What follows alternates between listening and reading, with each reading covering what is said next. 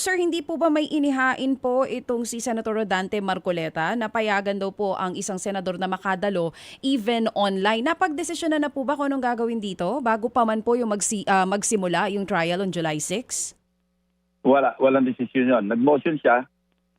Hindi ko matandaan kung in-approve nila sa floor yung motion, pero hindi valid yung motion na yon. Una-una, kailangan mag-amend kami ng rules. Pag-amin ng rules, alam naman ni Ted yan, na may publication, imo-motion sa floor, pag-uusapan namin sa Committee on Rules at lahat. So, baka malabong mangyari yon. Yung babaguhin mo yung rules on impeachment sa isang pamamagitan ng isang motion.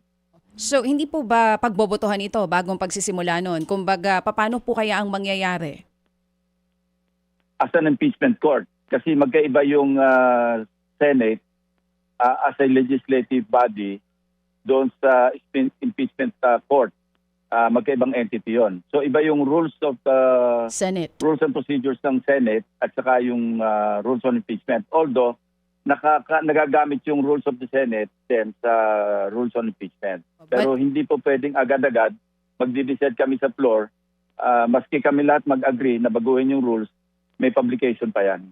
Meron nga po kasi mga balita na parang yung motion na ito is para daw makaboto si Senator Bato dun po sa impeachment trial ni VP Sara? Well, yun lang naman ang maliwanag sa amin na reason kung bakit nagkaroon ng motion na gano'n. Even sa rules ng Senado, hindi rin po pwede kasi ang umiiral naming rules ngayon, pagkaralang merong force majeure o kaya merong emergency. Tulad ng COVID, noong panahon ng COVID, pinayagan namin yon kasi nga hindi kami makapag-session kung merong lockdown. So, pero maliwanag yon pagka may force majeure, may bagyo o kung ano man, at saka may national emergency, saka lang pinapayagan yung Zoom o yung Webex. So, ito po masisiguro nyo malabong lumusot? Hindi lulusot. At saka maantala kami pagka binago pa namin yung rules on impeachment.